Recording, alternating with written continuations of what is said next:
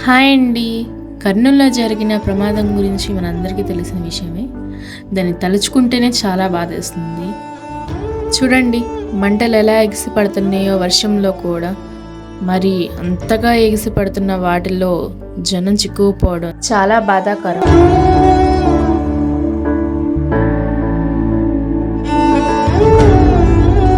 Bus కూడా ఈ రకంగా కాలిపోయిందంటే మరి మనుషులు ఇంకా మిగులుతారా? గుర్తుపట్టలేనంత ఘోరంగా కాలిపోయి ఉంటారు. ఈ సంఘటన అందరి హృదయాన్ని కలిచివేసింది.